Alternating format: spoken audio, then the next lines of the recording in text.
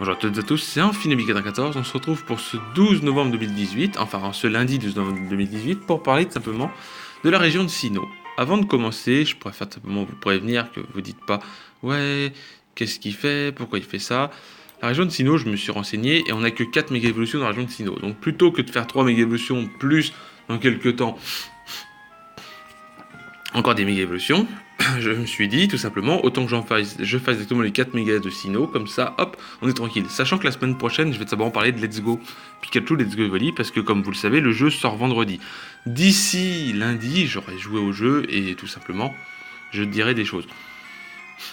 Il y a des choses qui globalement m'ont touché et risquent de vous toucher, et que on verra, on va prendre beaucoup de choses. Donc il y a pas mal de choses que j'ai appris dernièrement, peut-être que vous l'avez appris aussi, mais je ne veux pas spoil pour le moment parce que le jeu n'est pas sorti, mais une fois que le jeu sera sorti, je me permettrai de pouvoir divulguer quelques informations.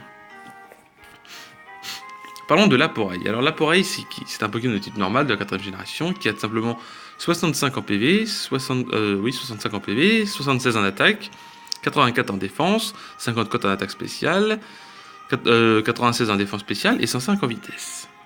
Il a le talent joli sourire, maladresse ou échauffement. Alors, maladresse est inutilisable, à part juste si vous voulez vous servir de comment ça s'appelle, l'attaque pour mettre le talent, là, qui fait maladresse, qui fait que le Pokémon, son talent est annulé.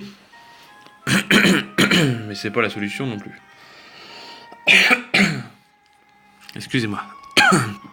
J'ai chopé un petit coup de froid, mais tout va bien se passer. Donc voilà.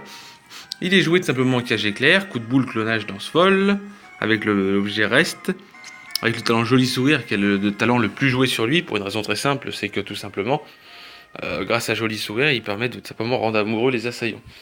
Donc ça lui permet justement d'une grande utilité de pouvoir faire ça, de pouvoir rendre amoureux l'assaillant, parce que rendre amoureux l'assaillant du type opposé. Si votre Laporeille, alors la plupart du temps les Laporeilles sont jouées femelles, hein, mais si certains sont joués mâles, ben vous rendrez amoureux que les femelles, enfin du sexe opposé, voilà.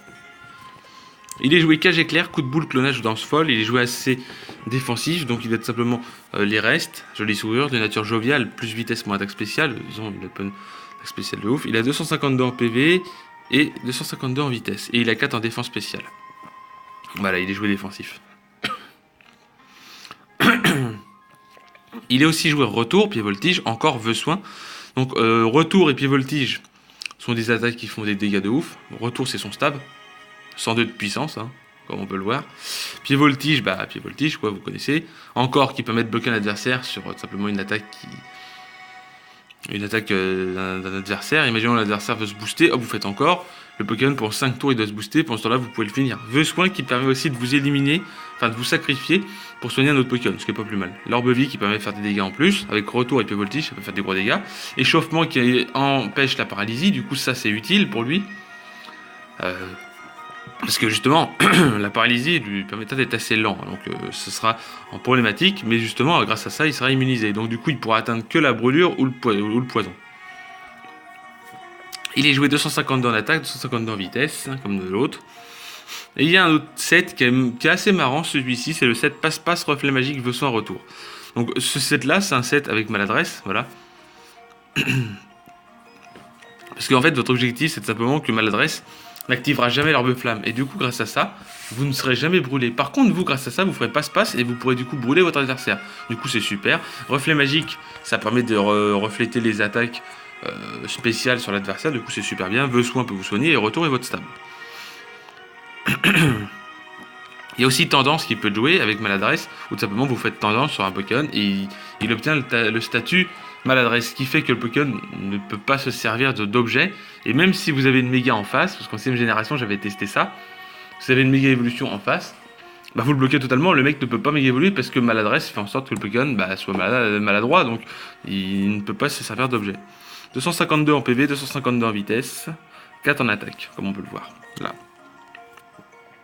Voilà, mais maintenant on va parler de méga Lockpin, parce que pour moi, Lockpin, quand on parle de lui, depuis la méga évolution, depuis sa méga évolution, c'est vraiment lui le meilleur.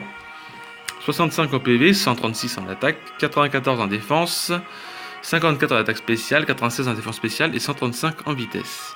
Il est de type normal combat, il a le talent querelleur qui permet de toucher les types spectres. Du coup c'est super pour lui en fait. Hein.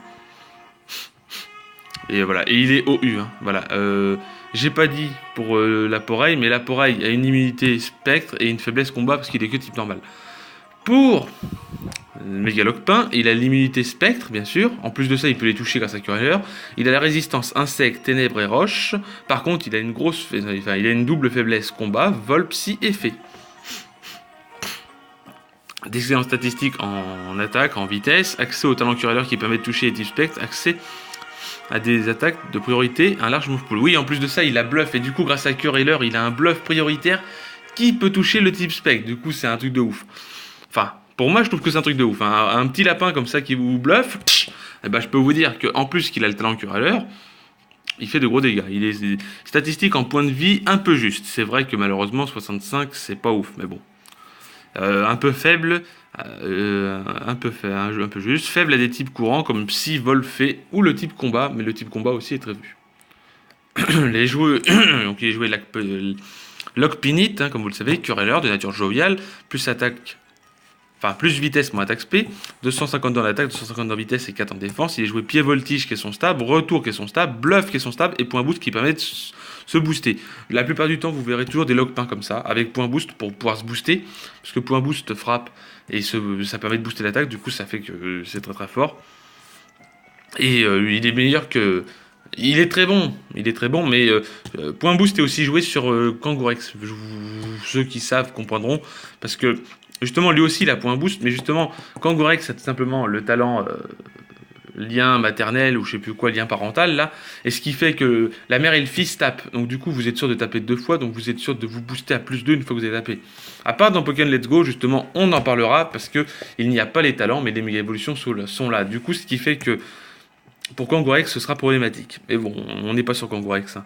Mais parce que je vois point boost et je sais que c'était joué sur lui. Les partenaires idéaux sont tout simplement Motisma Laveuse et Démétéros T, totémique. En plus de poser les pièges de roc et utiliser feu follet, ils pourront agir comme des pivots qui permettent de garder des contrôles du match, avec demi-tour ou changer clair. L'un à l'autre à demi-tour. C'est simple. Motisma Laveuse Volt Switch, donc changer clair, et Démétéros T a forcément demi-tour. Vous jouerez toujours ça. Et changer clair, ramener souvent Mégalocpin sur le terrain. Ectoplasma et Scalproie pourront éliminer les Pokémon Psy et Fée que Mégalocpin a du mal à passer, comme Flacados ou Mélodelph. Et justement, il pourra... Ectoplasma sera mieux, parce que... Ectoplasma sera même mieux, parce qu'Ectoplasma est de type spectre, et du coup, il est immunisé aux attaques combat. Ce qui fait que si vous avez un adversaire en face qui arrive et qui vous fait un close combat, vous switchez, vous mettez Ectoplasma ne pourra pas le close combat, et du coup, voilà. Mais Ectoplasma a été nerf en 7G, alors...